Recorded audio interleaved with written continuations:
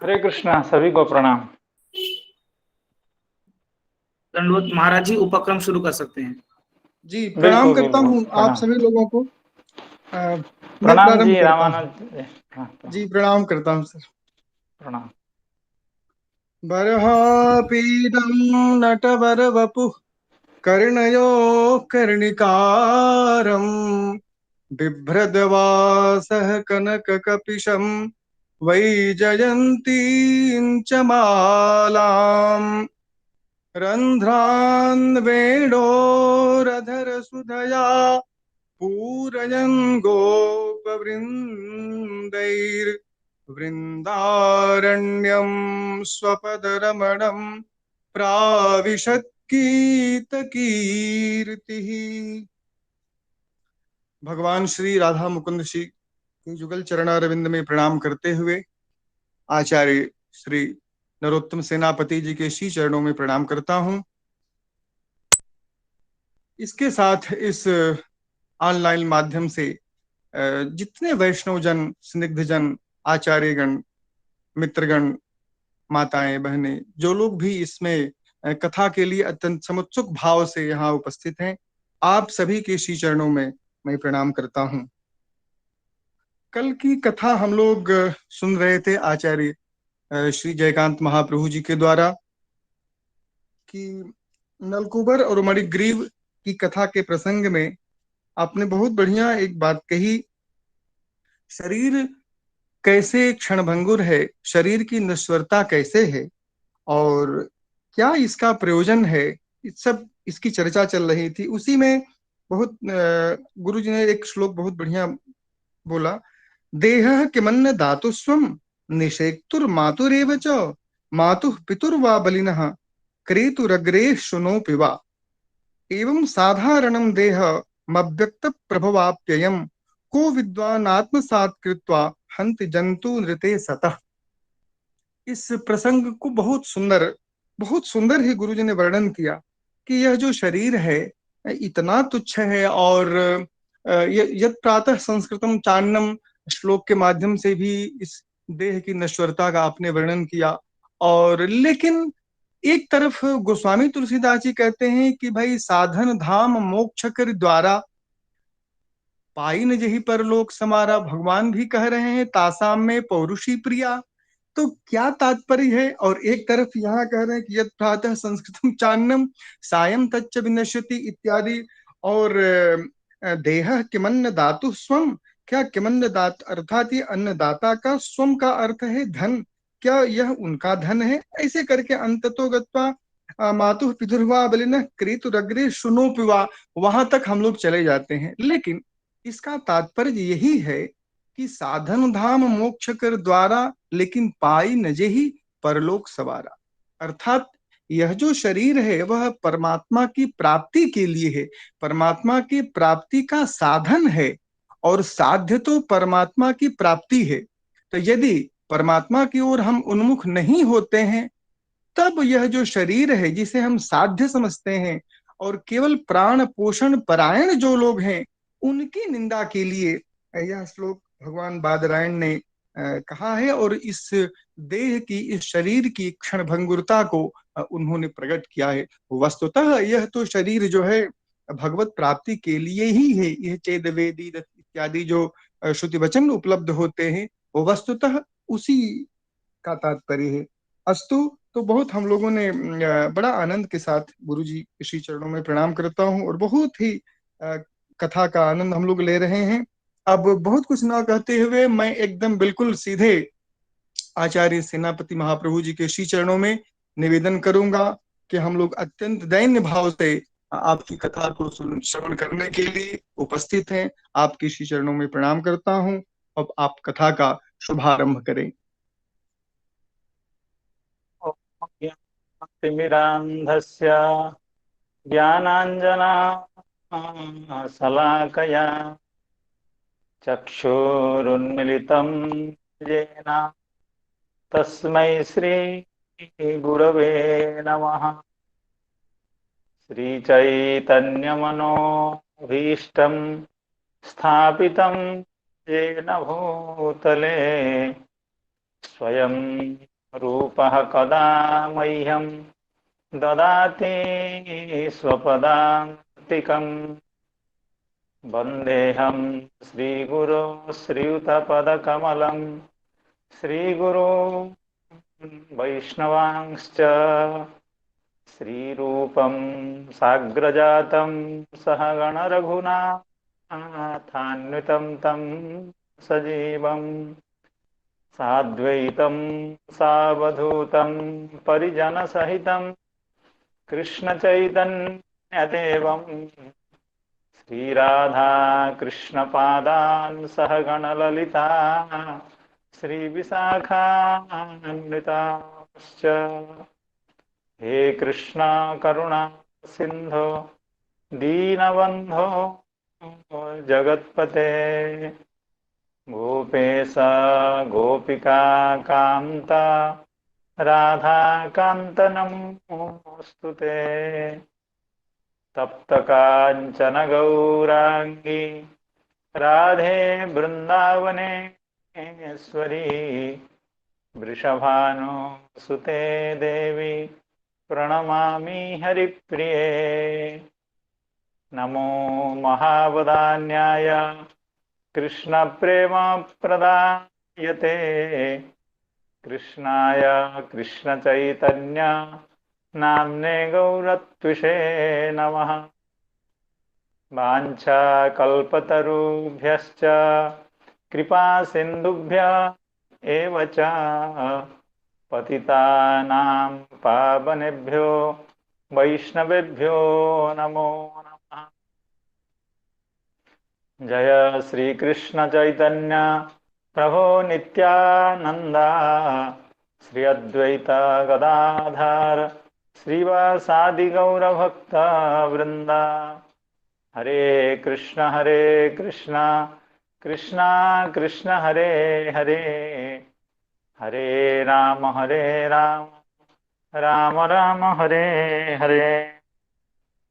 नमो ओं विष्णुपादाय कृष्णप्रेष्ठाय भूतले श्रीमते भक्तिवेदांत स्वामिन्निति नामिने नमस्ते सारस्वते देवे गौरवाणी प्रचारिणे निर्विशेषा शून्यवादी पाश्चात्य देशतारिणे।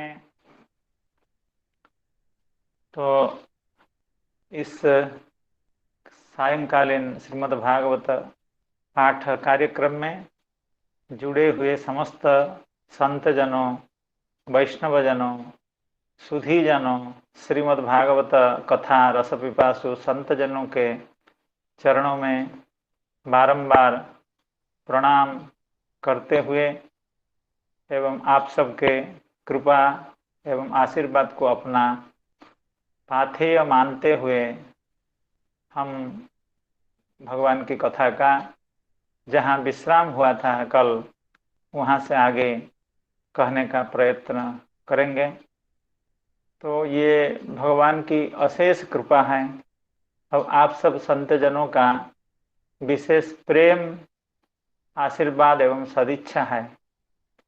सुबह कथा कहने को नहीं मिली तो शाम को मिल गई, तो इससे बड़ा सौभाग्य और क्या हो सकता है।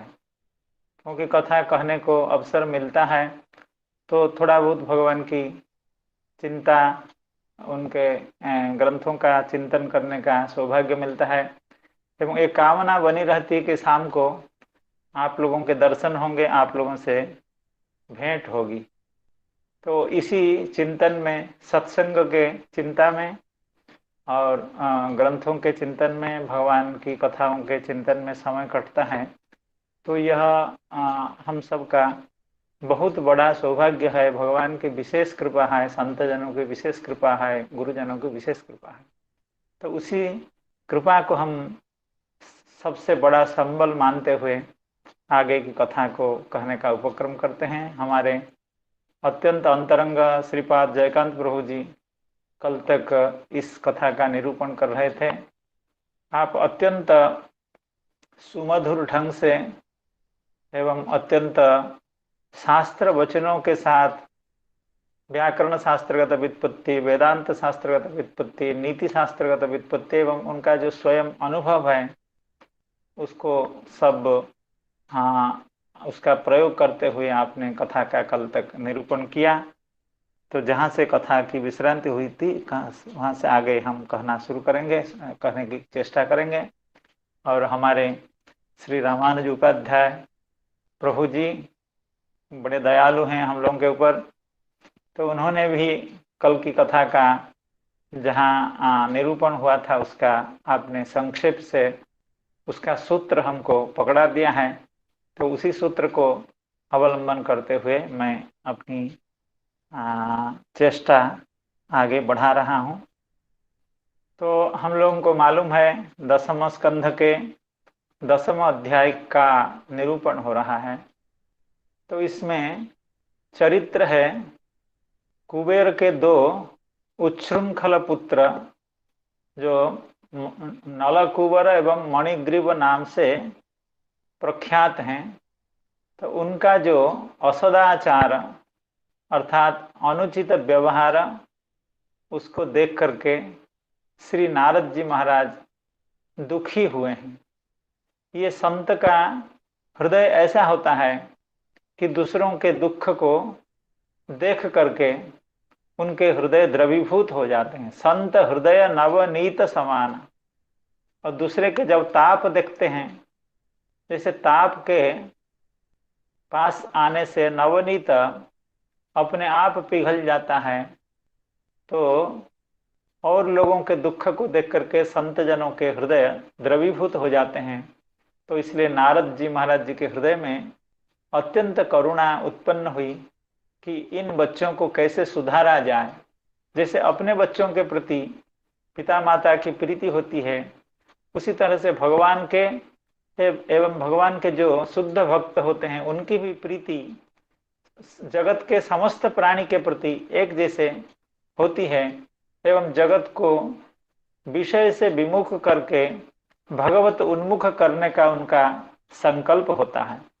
तो इसी प्रसंग में हम लोग श्रवण कर रहे थे कि श्री नारद जी महाराज कहे कि ऐसी दुर्गति इन दोनों की क्यों हुई। दुर्गति यह थी कि वे निर्वस्त्र होकर के, वस्त्रहीन होकर के मंदाकिनी में जल क्रीड़ा कर रहे थे स्त्री जनों के साथ। स्त्री जनों ने तो नारद महाराज जी का दर्शन करके समझ गए कि हमको अपना वस्त्र परिधान पहन लेना चाहिए। लेकिन इन दोनों को सिखाने के बाद भी ये लोग इतना मत्त थे मदिरा के कारण, उनको यह भी नहीं समझ में आया कि श्री नारद महर्षि के सामने इस तरह से विवस्त्र होकर के रहना उचित नहीं है, इसीलिए हमको वस्त्र पहन लेना चाहिए। इतनी तक सूध भी उनको नहीं आई।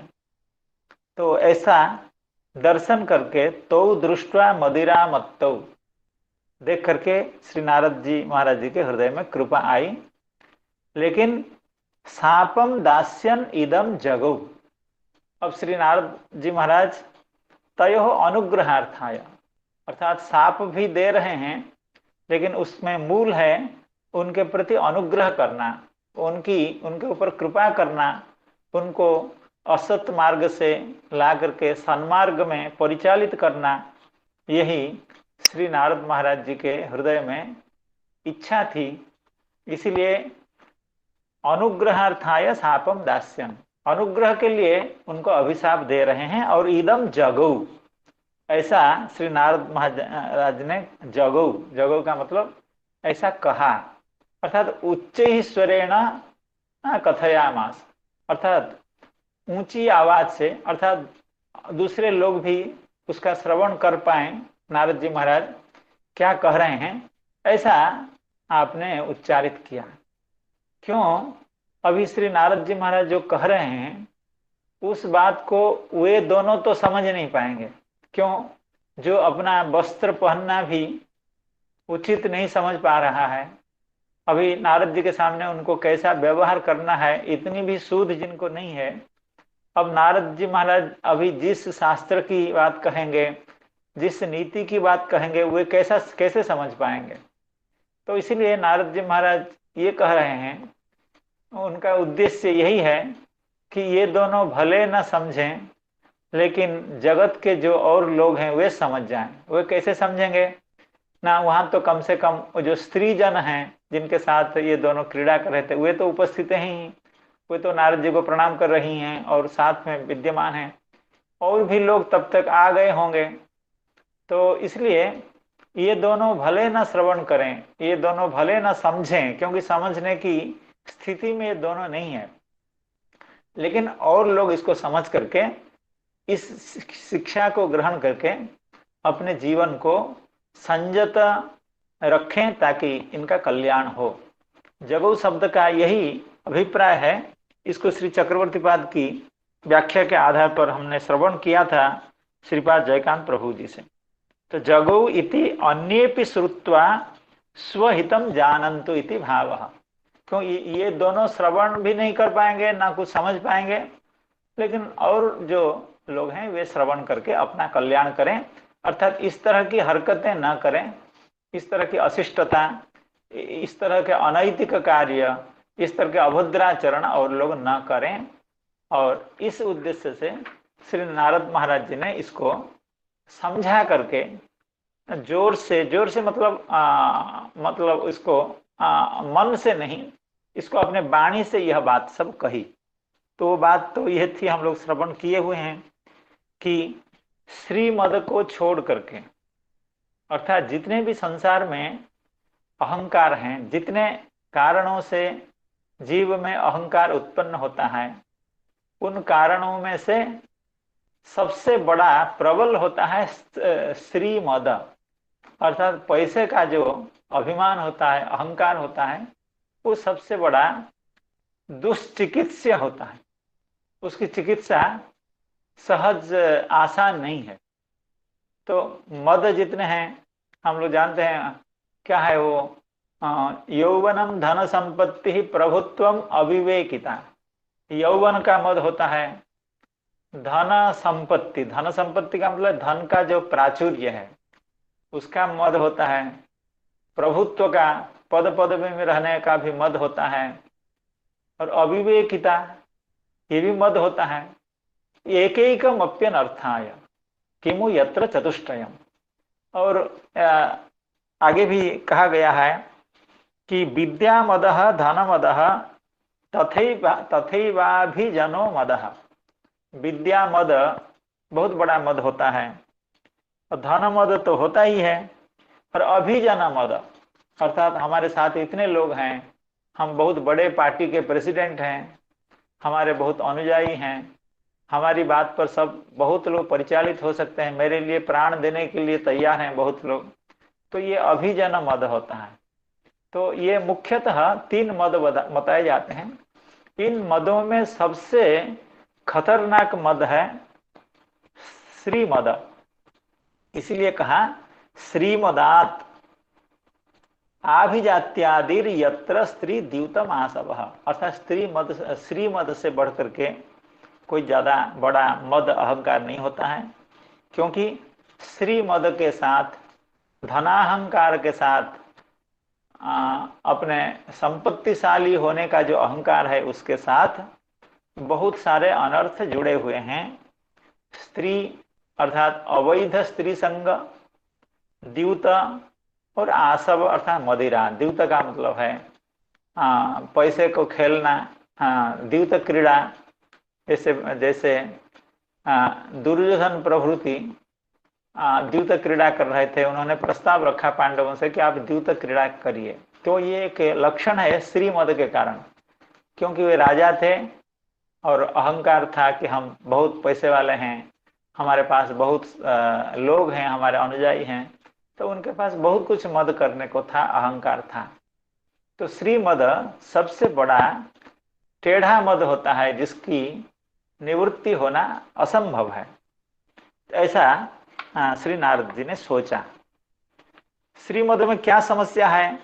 क्योंकि श्रीमद के कारण मनुष्य इस शरीर को अजरामर समझ करके इस शरीर को संतुष्ट करने के लिए पशु हत्या करता है, अवैध संसर्ग करता है, भोग करने की इच्छा करता है, क्योंकि वो समझ जाता है अहंकार के कारण वो जो प्रकृत बात है, जो तथ्य है, उसको नहीं समझ पाता है।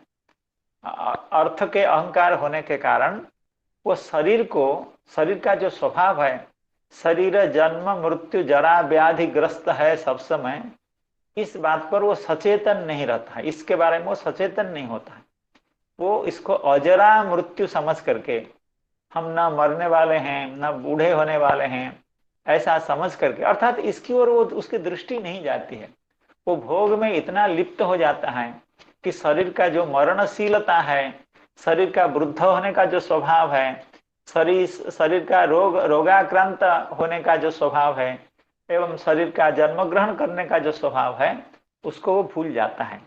तो यह एक बहुत बड़ा दोष है, क्योंकि शरीर को अवलंबन करके ही संसार में समस्त अच्छे बुरे काम होते हैं। अगर हम शरीर के स्वभाव को जान करके, और ये नर शरीर क्यों मिला है ऐसा जान करके अगर भगवान की भक्ति में लग जाएं, आत्मकल्याण के मार्ग पर प्रवृत्त हो जाएं, तब तो शरीर बहुत अच्छा है। लेकिन अगर ऐसा ना समझ करके ये समझें कि शरीर भोग के लिए मिला है, और अब मेरे पास इतनी संपत्ति है, मैं काफी भोग कर सकता हूँ, आढ्यो भी जनमान अस्मि, कोन्योस्ति सदृशो मया यक्षे दास्यामि मोदिष्य इत्यज्ञान विमोहिता। तो ये अहंकार के कारण, शरीर के साथ अहंकार, शरीर के प्रति अहंकार के कारण ऐसा आ जाता है। तो उसके बाद यह वर्णन हुआ, ये शरीर, जिस शरीर को लेकर के इतना अभिमान हो रहा है, वो शरीर भला किसका है? ये चाहे वो देवता का भी शरीर हो, इसको भूदेव नृदेव चाहे कुछ भी कहें, लेकिन अंत में तो इसको या तो मिट्टी में गाड़ दिए जाने वाला है, या जल में यह फेंक दिया जाएगा, या अग्नि में इसको जला दिया जाएगा। तो इसकी आगे गति तो यही होना है। तो इसलिए ऐसा नहीं करना चाहिए। अर्थात जो भूत ध्रुक होता है, अपने शरीर को पुष्ट करने के लिए, अपने इंद्रियों को सुख देने के लिए, जो दूसरे प्राणियों के प्रति अत्याचार करता है, दूसरे प्राणियों का वध करता है, वो क्या अपना स्वार्थ जानता भी है क्या? अर्थात वो अपने स्वार्थ के प्रति अंध हो जाता है, अर्थात वो अपना स्वार्थ नहीं समझ पा रहे हैं। न ते विदुः स्वार्थ गतिं हि विष्णुं दुरासयाजे बहिरर्थ मानिनः। अर्थात भोगादि में लिप्त जो व्यक्ति हैं, वे अपना स्वार्थ नहीं जान पाते हैं। सबसे बड़ी उपलब्धि तो यही है कि मनुष्य अपना स्वार्थ को समझ जाए, मनुष्य स्वार्थ पर हो, यही सबसे बड़ी उपलब्धि है। लोग कहते हैं वो बहुत बड़ा स्वार्थ पर है। अरे कहाँ कोई स्वार्थ पर है? स्वार्थ पर अगर कोई हो जाए तो ये तो बहुत बड़ी बात है। अगर कोई व्यक्ति, और हर व्यक्ति अगर स्वार्थ पर हो जाए तो ये इस जगत का कल्याण हो जाएगा। उसका कल्याण तो होगा ही, जगत का कल्याण हो जाएगा। इसलिए स्वार्थ पर होना चाहिए, सबको स्वार्थी होना चाहिए। स्वार्थी का मतलब है जो अपना स्व है, अपनी जो बड़ी संपत्ति है, अर्थात हमारे सबसे बड़े जो हितैषी हैं, भगवान हैं, तत्पर हो जाना चाहिए। अर्थात उनके प्रति भाव रखना चाहिए, उनके प्रति प्रेम अर्जन करना चाहिए, उनकी सेवा करनी चाहिए। तो यही स्वार्थपरता की सही मानदंड है स्वार्थपरता का। तो ऐसा होना चाहिए, लेकिन ऐसा स्वार्थ पर लोग नहीं होते हैं। और आगे के पद्य में बताया गया था ये शरीर किसका है, अन्नदाता का है, इत्यादि इत्यादि, जिसका श्री रामानुज उपाध्याय जी ने बहुत सुंदर निरूपण किया उसका। और आपका यह शायद कहना था, इस शरीर को हम इतना हीन क्यों मानेंगे? क्योंकि जैसे गोस्वामी जी के वचनों का उद्धार करके आपने कहा, यह शरीर तो नर शरीर अत्यंत दुर्लभ शरीर है, यह मिला है जीवन का जो सबसे बड़ी उपलब्धि उसको हासिल करने के लिए, उसको प्राप्त करने के लिए। तो शरीर को इतना घृण्य क्यों बताया गया? देखिए, इस श्लोक में घृण्य नहीं बताया गया, इस श्लोक में बताया गया शरीर किस किस का है। इसका मतलब है यह शरीर इतनी अच्छी चीज है, इस पर बहुत लोग क्लेम करते हैं। पिताजी कहते हैं कि यह बेटा मेरा है, बेटे का शरीर मेरा है, माता जी भी कहती है, और माता जी के जो पिताजी हैं वे भी कहते हैं ये मेरे हैं। और जो बलवान लोग होते हैं वो शरीर को खींच करके ले जाते हैं, चुरा करके उससे पैसा छीनते हैं उसके द्वारा। और क्रेता का भी होता है, अग्नि का। इसका मतलब है यह शरीर सबको अच्छा लगता है, इसलिए सभी लोग इसको अपना बनाना चाहते हैं, अपना स्वामित्व तो इस पर जाहिर करना चाहते हैं। जैसा भी हो, लेकिन यह शरीर अगर सत्कर्म में नहीं लगा, आत्मकल्याण में नहीं लगा, तो चाहे सुंदर कितना भी हो शरीर, कितना भी फिटनेस इसमें बना रहे, कितना भी शरीर स्वस्थ, सुंदर एवं अनुकूल हो, तो उससे जीव को लाभ नहीं होता है। क्योंकि यह शरीर कैसे मिला है? एक श्लोक है, पता नहीं कहाँ का, महता पुण्य पण्येन क्रीतेयम कायनौस्त्वया। अर्थात हे जीव, महता पुण्य पण्येन, अर्थात छोटा मोटा पुण्य नहीं, बहुत बड़ा पुण्य दे करके, अर्थात बहुत बड़ा पुण्य दे करके, पुण्य के सौदेबाजी के कारण हमको इतना नर शरीर मिला है। महता पुण्य पुण्येन क्रीतेयम काय नौस्त्वया, अर्थात नौका सदृश जो काय है, क्योंकि इस संसार समुद्र को पार करने के लिए हमको एक नौका चाहिए, और वो नौका काय है, मनुष्य शरीर है। वह कैसे मिला है? ना बहुत बड़ा बार्गेनिंग करके हम इसको प्राप्त किए हैं, अर्थात हमको बहुत बड़ा पुण्य इस पर खर्च करना पड़ा है, अर्थात देना पड़ा है। उसके बदले में, बहुत बड़े पुण्य के बदले में यह शरीर मिला है। तो महता पुण्य पुण्येन क्रीतेयम कायनौस्त्वया, क्यों मिला है?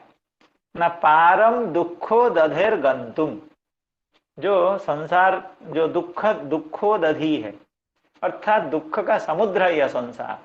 ये कोई छोटा मोटा दुख का कोई छोटा मोटा जलाशय नहीं है, ये समुद्र से अनंत दुख इसमें है। हम प्रतिदिन कितने कितने दुखों का, कष्टों का मुकाबला कर रहे हैं। इसलिए यह जो दुख का समुद्र है, इसको पार करने के लिए, तो इसलिए जो विचक्षण व्यक्ति होते हैं, जो लोग बुद्धिमान होते हैं, तो वो पार कर जाते हैं। कब पार कर जाना चाहिए? न तर यावत न भिद्यते, जब तक यह शरीर टूट फूट न जाए, अर्थात इसमें वृद्धावस्था न आ जाए, इसमें व्याधि न आ जाए। इसलिए उससे पहले ही इस नौका के द्वारा, इस शरीर रूप नौका के द्वारा इस संसार समुद्र को के पार में चला जाना चाहिए, अर्थात भगवान के साथ संपर्क बढ़ा करके उनके धाम में चला जाना चाहिए। क्योंकि यह जगत जो है, यह हमारा नित्य रहने लायक जगह नहीं है, यहाँ से धक्का देकर के लोग निकाल देते हैं। तो इसलिए तर यावत न भिद्यते, तो ये इस शरीर का यह महत्व है। और नृदेह माध्यम सुलभम सुदुर्लभम, ये तो प्रसिद्ध ही है। आप सब भागवत जो श्रोता हैं या भागवत के अभिज्ञ हैं, हृदय माध्यम सुलभम सुदुर्लभम, इस जानते हैं। तो ऐसा जो शरीर है, यह शरीर, इस पर बहुत लोग अपना स्वामित्व जाहिर करना चाहते हैं। इसलिए एवं साधारणम देहम, यह देह जो है ये साधारण है। साधारण का मतलब है अनेक अनेक स्वत्वास्पदम, अर्थात बहुत लोग इसमें अपना स्वत्व जाहिर करते हैं। अर्थात बहुत लोग समझते हैं कि इस शरीर के स्वामी हम हैं, कुत्ते तक भी समझते हैं इस शरीर का स्वामी हम हैं। और गिद्ध ना क्या कहते हैं, वो जो पक्षी है जो मांसाहार करता है, मुर्दे को खाता है, वो भी समझता है कि यह शरीर मेरा है। इसलिए साधारण शरीर है, अनेक स्वत्वास, अनेकों के स्वत्व का यह आश्रय स्थान है शरीर। और अव्यक्त प्रभाव्ययम, अर्थात अव्यक्त से ही इसका उत्पत्ति हुई है और अव्यक्त में ही इसको लीन होना है। अर्थात प्रकृति से ही इसकी सृष्टि हुई है और प्रकृति में भी इसको जाना है। शरीर को मिट्टी से आई है और मिट्टी में जाना है। इसलिए अव्यक्त ही इसका प्रभव का हेतु है एवं अप्यय का आश्रय है। तो ऐसा जो शरीर है उसको आत्मा मान करके कौन व्यक्ति, कौन चतुर व्यक्ति होगा, को विद्वान, कौन ऐसा व्यक्ति होगा जो मिट्टी को आत्मा मान करके पशु हत्या करके अपने को, अपने रसनेन्द्रियों को सुख देना चाहेगा। अर्थात इतना अनित्य शरीर को प्राप्त करके कौन ऐसा व्यक्ति होगा जो पशु हत्या प्रवृत्ति अधार्मिक काम करके पाप अर्जन करके नरक आदि में जाना चाहेगा। लेकिन कौन चाहेगा? असतः, अर्थात जो असत व्यक्ति है वो भले चाहे लेकिन असतः रुते, अर्थात असत व्यक्ति को छोड़ करके, मूर्ख को छोड़ करके, अविवेकी को छोड़ करके ऐसा कौन विद्वान व्यक्ति होगा जो इस शरीर को सुख देने के लिए, इस शरीर को नित्य मान करके, अजरा मृत्यु मान करके, आत्मा मान करके संसार में भोग आदि में आसक्त रहेगा। यहाँ तक की कथा कल तक हुई थी। केवल उपक्रम के लिए मैंने आधा घंटे का समय ले लिया, माफ कीजिएगा। लेकिन मुझे लगा कि हाँ, अध्याय का आरंभ तो अभी हुआ था और हमारे मित्र श्री जयकांत प्रभु जी जिन जिन बातों को कहे थे, मैं सोचा उसको थोड़ा सा एक बार और आवृत्ति हो जाए। ये मेरी चित्त की एकाग्रता के लिए मैंने ही किया। आप लोग तो सब सुने थे, मैं भी सुना था कल।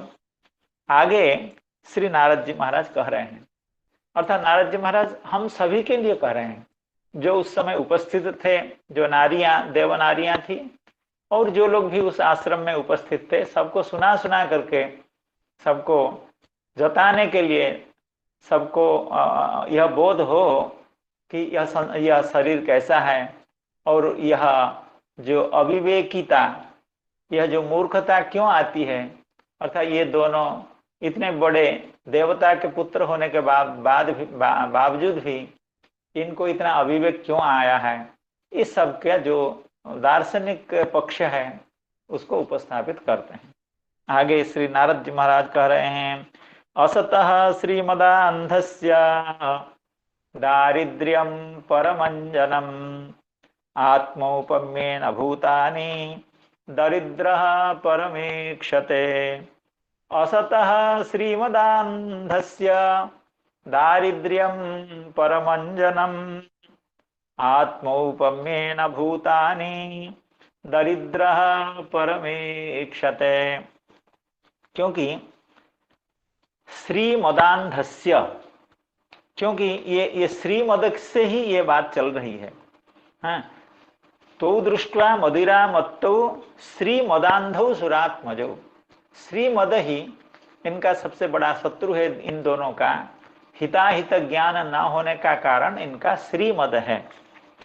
लेकिन श्रीमद अगर असत व्यक्ति को हो, अविवेकी को अगर श्रीमद हो, असतः श्रीमदान्धस्य, श्रीमद के द्वारा जो अंधा हो गया है, अर्थात जिसको हिताहित बोध नहीं हो रहा है, ऐसा जो असत व्यक्ति है, तो उसकी चिकित्सा क्या है? उसका जो असत श्रीमद है, अर्थात जो अहंकार है, जिस अहंकार के कारण वह विपथगामी हो रहा है, उस अहंकार की चिकित्सा क्या है? ना दारिद्र्यम परम अंजनम, अर्थात अंध व्यक्ति को, अर्थात जिसको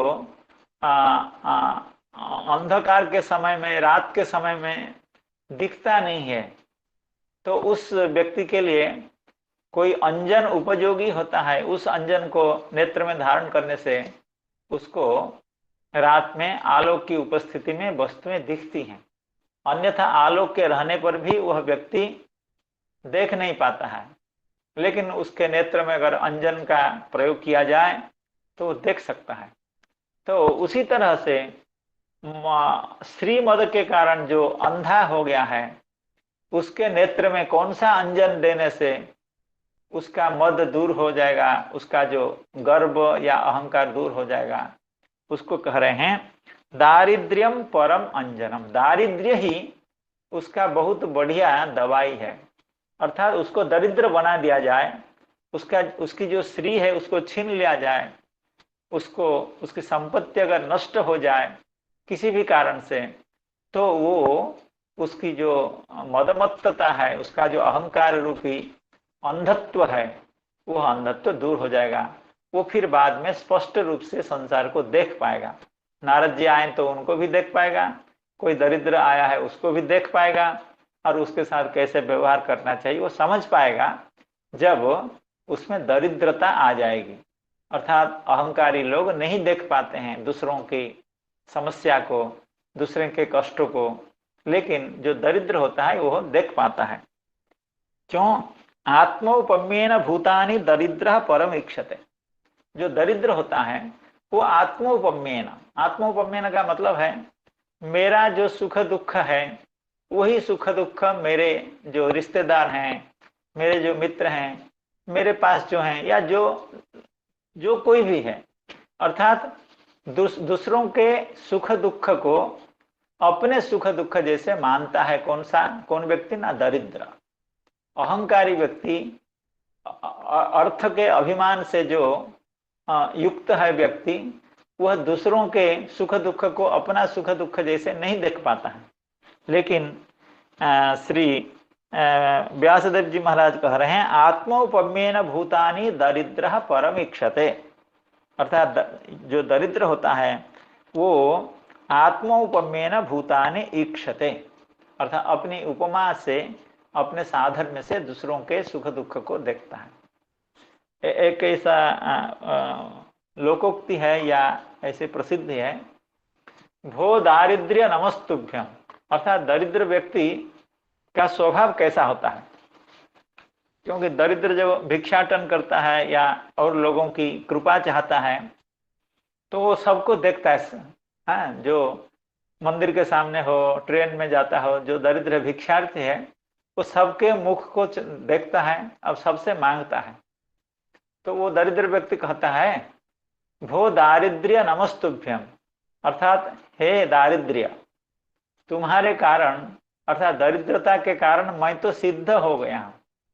सिद्ध हो गया का मतलब है मैं सबको देख सकता हूं। भो दारिद्र्य नमस्तुभ्यम सिद्धोस्मि त्वत् प्रसादतः, क्योंकि जिनके यहाँ सिद्धि हो जाती है वे तो सबको देख पाते हैं, और वे इतने सूक्ष्माति सूक्ष्म हो जाते हैं कि अपने संकल्प से, अपनी इच्छा से वे इतने लघु हो जाते हैं, उनको कोई नहीं देख पाता है। जैसे हनुमान जी महाराज जब गए थे समुद्र उल्लंघन करके लंका में प्रवेश करने के लिए, तो वह मशक होकर के उस राक्षसी के उदर में चले गए, कोई नहीं देख पाया, क्योंकि हनुमान जी महाराज सिद्ध थे, भगवान की कृपा से उनको सिद्धि थी। तो दरिद्र कह रहा है हे दारिद्र्य, हे मेरी दरिद्रता, तुम्हारे कारण मैं आज सिद्ध बन गया हूं। कैसे सिद्ध बन गए तुम? ना, मैं सबको देख लेता हूं, क्योंकि सबके मुहताज रहता हूं, सबकी ओर मेरी नजर जाती है, सबसे मैं भिक्षा की प्रार्थना करता हूं, लेकिन मेरी ओर कोई नहीं देख रहा। पश्यामि हम जगत सर्वम नमाम पश्यति कश्चन। तो ये एक ऐसा ही लोकोक्ति है।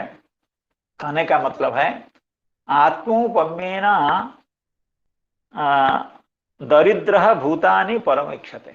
जो दरिद्र होता है वो अपना सुख दुख को, दूसरे के सुख दुख को अपने सुख दुख जैसा मानता है। इसीलिए जो व्यक्ति मदमत्त है, अर्थ के अहंकार से मत्त है, उसकी चिकित्सा है कि उसको दरिद्र बना दिया जाए, उसके पैसे छीन लिए जाएं, उसको धन से मुक्त कर दिया जाए, तो वो सही रास्ते पर आ जाएगा। असतः श्रीमदान्धस्य दारिद्र्यम परमंजनम आत्मौपम्येन भूतानि दरिद्र परमेक्षते। तो इस श्लोक की हमारे बृहद वैष्णव तोषणीकार श्री सनातन गोस्वामी पाद बहुत अच्छी व्याख्या लिखे हैं। उनकी व्याख्या के आधार पर हम थोड़ा सा इसको और चिंतन करेंगे। अहो बत असाधो अस्य अन्यथा किंचित हितम स्यात् अहो बत असाधोः अन्यस्य अन्यथा किंचित हितम स्यात् श्रीमत्तस्य तु असाधो दारिद्र्येणैव अहो बत असाधो अन्यस्य अन्यथा किंचित हितम स्यात्। कहते हैं अहो बत असाधो अन्यस्य, अर्थात दूसरे कारण से अगर कोई असाधु बना हो तो उसकी कोई और चिकित्सा हो सकती है, लेकिन श्रीमत्तस्य तु असाधो, असाधु कई तरह से हो सकते हैं। अर्थात दुष्टता व्यक्ति में कई कारणों से आ सकते हैं, लेकिन श्रीमद के कारण, धनमद के कारण जो असाधुता आती है, जो दुष्टता आती है, उस दुष्टता की चिकित्सा क्या है? न दारिद्र्य न एव। श्रीमत्त धनमत्त जो असाधु व्यक्ति है उसकी चिकित्सा है कि उसका दारिद्र्य। कैसे? न दारिद्र्यमेव परमांजनम, अर्थात दरिद्रता ही उसका परम अंजन है, सबसे बड़ी दवाई है। इति अंधता निदानस्य श्रीमदस्य, क्योंकि उसकी जो अंधता है वो सबके सुख दुख को एक जैसे नहीं देख पाता है, उसका निदान है, उसका कारण है कि श्रीमद वैद्यकोक्त निदान विपर्यय न्यायेन, अर्थात वैद्यक यानी आयुर्वेद शास्त्र में, चिकित्सा शास्त्र में एक सामान्य बात कही गई है कि कोई भी समस्या हो तो उसका विपर्यय उसका निदान है और उसकी चिकित्सा है। जैसे किसी को ठंड लगा हो तो गर्मी से उसकी चिकित्सा होगी, और किसी को लू लगा हो तो उसको ठंड से उसकी चिकित्सा होगी। तो इसी तरह से जो श्रीमद के कारण जिसकी अंधता आ गई है उसकी चिकित्सा दरिद्रता से हो सकती है। ये एक साधारण नियम है कि विपरीत जो रोग हुआ है उसके विपरीत धर्म से या उसके विपरीत वस्तुओं से उसकी चिकित्सा की जाती है। तो व्यक्ति की उग्रता, व्यक्ति की मूर्खता अगर श्रीमद के कारण उत्पन्न हुई है तो उसकी चिकित्सा है श्रीमद, अर्थात उसकी श्री को नष्ट कर दिया जाए, उसकी श्री चला जाए। वैद्य श्रीमदस्य वैद्यकोक्त निदान विपर्यय न्यायेन दारिद्र्येनैव प्रतिकार सिद्धे है। ऐसा करने से वह व्यक्ति आत्मोपम्येन जगत को देखता है। आत्मोपम्येन इति यथा मम सुखम दुखम च स्यात् तथा अन्यस्यापि इति, अर्थात मेरा जैसे दुख है, अर्थात यथा अन्यस्य, यथा मम सुखम दुखम च, अर्थात जिन पदार्थों से, जिन कारणों से मुझे सुख मिलता है वही कारण से, उसी कारण से दूसरे को भी सुख मिलेगा। जिस कारण से हमको दुख मिलता है उसी कारण से दूसरे को भी दुख मिलेगा। देखिए महाभारत का जो एक पद्य है, सबसे बहुत ऊंची शिक्षा उसमें है और सीधी सी बात है, उसमें बहुत जटिलता नहीं है। कहा कि सबसे बड़ी चीज है आत्मनः प्रतिकूलानि परेषां न समाचरेत्, अर्थात हमको ऐसा कोई काम नहीं करना चाहिए जिस काम को हम पसंद नहीं करते हैं। अर्थात हमको दूसरे के प्रति वह व्यवहार नहीं करना चाहिए जो व्यवहार हम दूसरे से प्राप्त करना नहीं चाहते हैं। जैसे हम नहीं चाहते हैं कि हमको कोई कष्ट दे, हमारा पैसा छीन ले, हमको अपमानित करे, हमको हमारी कमी को गिनाए, तो ऐसा हमको दूसरे के प्रति नहीं करना चाहिए। आत्मनः प्रतिकूलानि परेषां न समाचरेत्। तो यह स्थिति कब आती है? तो यहाँ इस पद्य में ऐसा कहा गया कि जब व्यक्ति दरिद्र हो जाता है, उसका अभिमान नष्ट हो जाता है, तो वो आत्मोपम्येन पश्यति, अर्थात मम सुखम दुखम च यथा स्यात् तथा अन्यस्यापि इति, अतः कस्यचिदपि दुखार्थम न कदापि प्रवर्तते इति भाव। अर्थात दरिद्र होने से जब वो समझ जाता है मेरा दुख भी दूसरे के दुख जैसा है या दूसरे का दुख मेरे दुख जैसा है, तो वो फिर यह इच्छा नहीं करता है कि दूसरे को वह दुख प्राप्त हो जिस दुख से मैं दूर रहना चाहता हूं। एवं निर्दयत्वादि हेतु श्रीमद वैपरीत्येन, क्योंकि इससे पहले बताया गया यत्र हन्यन्ते पशवो यत्र निर्दयी रजितात्म भी। यहाँ का मतलब है यत्र अर्थात श्रीमदे, श्रीमद रहने के कारण व्यक्ति पशु हत्या करता है, दूसरे को यंत्रणा देता है, दूसरे का पैसा छीन लेता है। तो उसी बात को करें एवं निर्दयत्वादि हेतु, निर्दयत्व का हेतु कौन है? श्रीमद। तो उसका विपरीत है दारिद्र्य। वैपरीत्य ने दारिद्र्य समयत्व बोधितम। यद्यपि दारिद्र्य कोई अच्छी चीज नहीं है, दारिद्र्य कोई पसंद नहीं करता है, लेकिन दारिद्र्य में समयत्व है। समयत्व अर्थात गुणत्व, अर्थात दारिद्र्य उसके लिए गुण है। जैसे दवाई कोई नहीं खाना चाहता है, लेकिन जो रोगग्रस्त है उसके लिए दवाई ही हितकर है। तो उसी तरह से जो श्रीमद से ग्रस्त है उसके लिए उसका संपत्ति को छीन लेना अर्थात उसका दारिद्र्य ही उसका गुण है, इसलिए उसका दारिद्र्य में समयत्व बोधितम पशु हननादिकम च निरस्तम। जब व्यक्ति दरिद्र हो जाएगा तो वो कैसे मांस खरीद करके खा पाएगा, क्योंकि मांस तो सबसे कॉस्टली चीज होती है, उसका 1 किलो का दाम बहुत काफी ज्यादा होता होगा।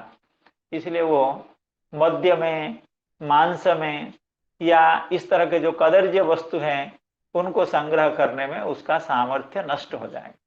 तो इसलिए असतः श्रीमदान्धस्य दारिद्र्यम परमंजनम आत्मौपम्येन भूतानि दरिद्रः परमीक्षते। यथा कंटक विद्धांगो जंतुर्नेच्छति तां व्यथां जीव साम्यं गतो लिंगैर् न तथा विद्ध कंटकः। यथा कंटक विद्धांगो जंतुर्नेच्छति तां व्यथां जीव साम्यं गतो लिंगैर् न तथा विद्ध कंटकः। तो नारद जी महाराज एक उसी तरह के और एक बात कह रहे हैं, यथा कंटक विद्धांगो, अर्थात जिसके पैर में कांटा चुभा हुआ हो, अर्थात कंटक से व्यथित जो व्यक्ति हो, जिसको कांटे का आघात लगा हो, वो जानता है कि कंटक का आघात से कितना कष्ट होता है। तो वो क्या करता है, दूसरे को कंटक का आघात लगे ऐसा वो नहीं चाहता है, क्योंकि वो जानता है कंटक के आघात से कितना कष्ट होता है। यथा कंटक विद्धांगः पुरुषः अन्यस्य जंतोः तां न इच्छति। वो दूसरे को वो जानता है यह कितना कष्टप्रद होता है, इसलिए वो दूसरे को कष्ट हो ऐसा नहीं चाहता है। जीव साम्यम गतो लिंगैर न तथा अविद्ध कंटकः। लेकिन जो अविद्ध कंटक है, जिसको मालूम नहीं है कि कांटा चुभने से, कांटे का आघात होने से कितना कष्ट होता है, तो वह ऐसा सोच नहीं पाता है कि दूसरे को कंटक का आघात न लगे, क्योंकि उसको मालूम ही नहीं है कि कंटक का आघात कितना कष्टप्रद होता है, तो उस तरह से वो सोच नहीं सकता है। जीव साम्यम गतो लिंगै, अर्थात जब दूसरे को कंटक का आघात लगता है तो उसके मुखादि दर्शन से, उसके शरीर के हाव भाव से उसके व्यथा का बोध हो जाता है। तो लिंगे ही जीव साम्यम गतः, अर्थात कंटक, दूसरे की कंटक व्यथा के कारण जो चिन्ह उसके शरीर में दिखते हैं, तो उससे वो समझ जाता है कि जैसे कष्ट मुझे होता है कंटक का आघात होने से, उसी तरह से कंटक का आघात से उसको भी होता है, ऐसा होना चाहिए। समझ पा जो कंटक व्यथा से कभी हुआ हो, कंटक वेद से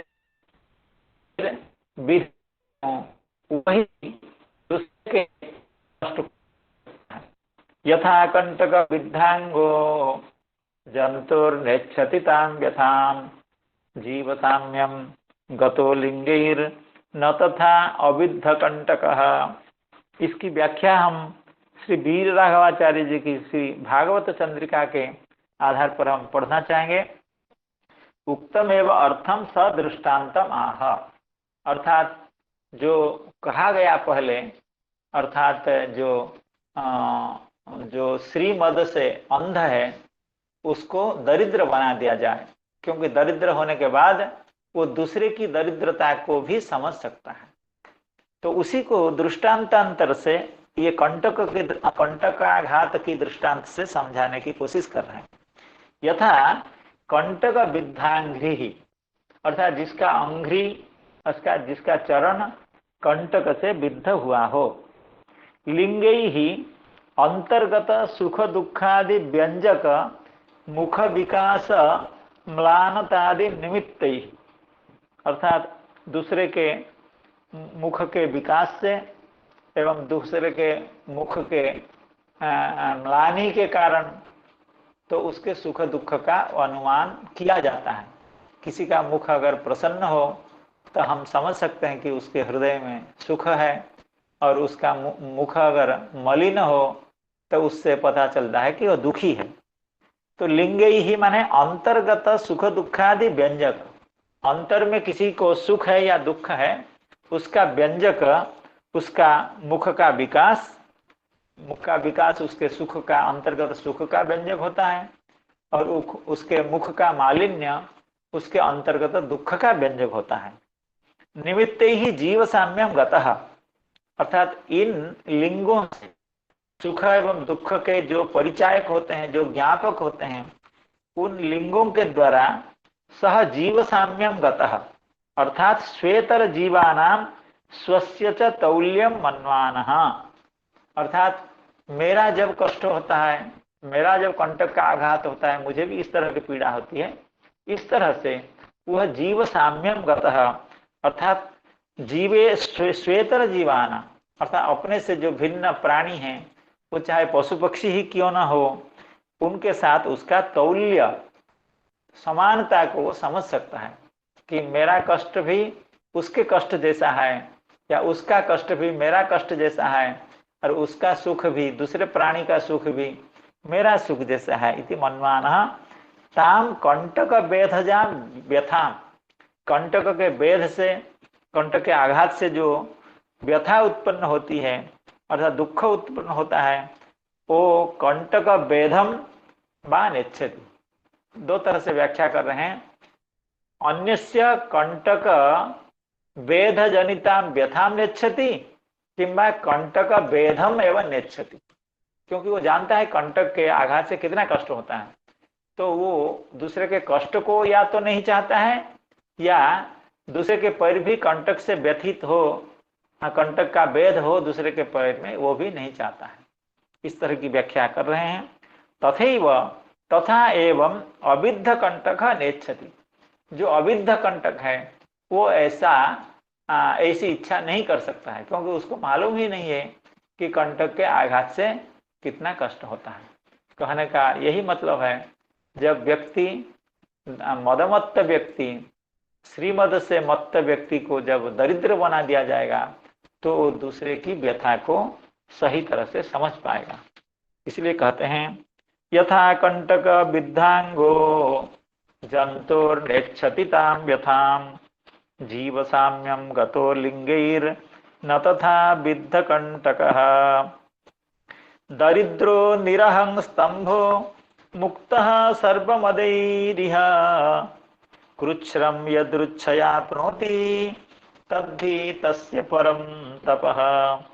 दरिद्रो निरहं स्तंभो मुक्तः सर्वमदैरिह कृच्छ्रम यदृच्छयाप्नोति तद्धि तस्य परम तपः।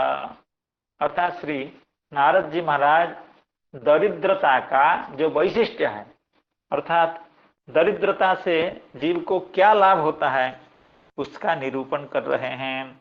दरिद्रो निरहं स्तंभ, दरिद्र क्या होता है? निरहं स्तंभ, अर्थात अहंकार से शून्य हो जाता है। अर्थात अहंकार रहित हो जाता है। और मुक्तः सर्वमदैहि अर्थात समस्त मदैहि मुक्तः भवति, अर्थात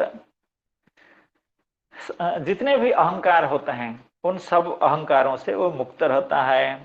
कृच्छ्रम यदृच्छया आपनोति तद्धि तस्य परम तपः, क्योंकि जो दरिद्र व्यक्ति होता है वह पदे पदे जीवन में कष्ट प्राप्त करता है, क्योंकि उसको समाज में भी प्रतिष्ठा नहीं होती है। क्योंकि हम लोग जानते हैं क्या है वो, सर्वे गुणा कांचनम आश्रयन्ते यस्यास्ति वित्तम सनरः कुलीनः स पंडितः सः श्रुतिमान गुणज्ञः स एव वक्ता स च दर्शनीयः सर्वे गुणा कांचनम आश्रयन्ते। अर्थात जिसके पास संपत्ति होती है, जिसके पास धन होते हैं, उसका सभी लोग आदर करते हैं। लेकिन दरिद्रता में जो गुण है वो गुण असाधारण है, जिसका विवरण इस पद्य में दिया जाता है। क्योंकि सबसे बड़ा तो दोष है कि अहंकार, अर्थात मैं ही सब कुछ हूँ, मैं ही और लोगों से बड़ा हूँ, आढ्यो भी जनमानस में जैसे अभी कहा। तो इस तरह का जो अहंकार होता है, यह अहंकार हमको इस संसार के गर्त में ठेलता है। अर्थात हम भगवत विमुख हो जाते हैं, संत विमुख हो जाते हैं, सदग्रंथ विमुख हो जाते हैं, सत्संग विमुख हो जाते हैं। हमारी प्रवृत्ति भोग में होती है, हमारी प्रवृत्ति नशे में होती है, हमारी प्रवृत्ति मांसाहार में होती है। तो यह समस्या दरिद्र को नहीं रहता है। इसलिए दरिद्रो निरहं स्तंभ सर्व मुक्त सर्वमदैहि, समस्त अहंकार से वो मुक्त होता है। तो एवं कृच्छ्रम यदृच्छया प्नोति, यदृच्छया का मतलब है बिना चेष्टा के उसको तपस्या हो जाती है। और लोग तो तपस्या नहीं कर पाते हैं, लेकिन जो दरिद्र हो जाता है वो उसको तपस्या अनायास सहज रूपेण उसकी तपस्या हो जाती है। कैसे होती है इसकी थोड़ा सी व्याख्या में पढ़ेंगे। कृच्छ्रम यदृच्छया प्नोति तद्धि तस्य परम तप, यही उसकी सबसे बड़ी तपस्या है कि उसको जीवन में कष्ट बार बार मिलते हैं। जैसे काय शोषणादिकम, अर्थात उसके शरीर सूख जाते हैं। अर्थात पैसे वाले लोग जिस शरीर को सुखाने के लिए सुबह शाम उठ करके घर से बाहर 5 किलोमीटर 7 किलोमीटर दौड़ते हैं तो भी कर नहीं पाते हैं। बहुत लोग तो कितना भी प्रयत्न करते हैं लेकिन अपने शरीर को नहीं सुखा पाते हैं और शरीर की वृद्धि के कारण रोगग्रस्त रहते हैं। तो यह समस्या दरिद्र को नहीं होती है, वो अपने आप उसका शरीर सूखा ही रहता है। उसको अपना को शरीर को सुखाने के लिए सुबह उठ करके भागना नहीं पड़ता है। तो ये इसका यह मतलब हुआ, अपने शरीर को ठीक करने के लिए जब पैसे वाले को सुबह 1 घंटा 1.5 घंटा बर्बाद करना पड़ता है, वो 1.5 घंटा तो उसके हाथ में ऐसे हो जाता है और वो चाहे तो उसको सुयोग है, उसको अवसर है, 1 घंटे का विनियोग वो भगवान के भजन में कर सकता है, आत्मकल्याण के लिए कर सकता है, क्योंकि उसमें रास्ते में उसको भटकने की जरूरत नहीं है। तो कृच्छ्रम यदृच्छया प्नोति तद्धि तस्य परम तपः, अर्थात देह शोषणादि वो ऐसे ही अनायास उसको प्राप्त हो जाता है और यही उसकी बड़ी तपस्या है। कृच्छ्रम यदृच्छया प्नोति तद्धि तस्य परम तपः। दरिद्रो निरहं स्तंभो मुक्तः सर्वमदैरिह कृच्छ्रम यदृच्छया प्नोति तद्धि तस्य परम तपः। तो तपस्या का मतलब क्या है? तपस्या का मतलब है कि अपनी इच्छा से शास्त्र वचन के अनुसार हम कष्ट का सहन करें। क्योंकि जब इस संसार में हमारा आगमन हुआ है, जब हम मनुष्य के रूप में जन्म ग्रहण किए हुए हैं, तो हमको अपना पाप पुण्य का फल को तो भोगना ही है, पाप का फल भोगना है। तो इसलिए जो चतुर लोग होते हैं वे तपस्या करके, अनाहार करके, उपवास आदि करके अपने खुद उस तपस्या को कर लेते हैं उस कष्ट को सहन करते हैं ताकि उनको जब तब प्राकृतिक कष्ट न प्राप्त हो। लेकिन दरिद्र व्यक्ति को ऐसे ही कष्ट सहन करके वो अपना पाप को क्षीण कर देता है, नष्ट कर देता है। इसकी सुंदर व्याख्या श्री बृहद वैष्णव तोषणी में है, उसका अध्ययन हम लोग कल करेंगे। आज तो समय हुआ है।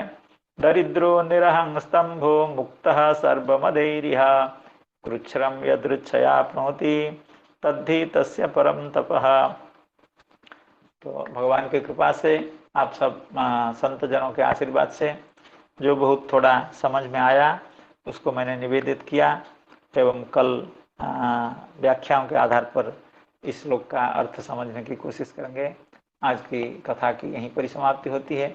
हरे कृष्णा कृष्णा कृष्ण हरे हरे, हरे राम राम राम हरे हरे। प्रणाम।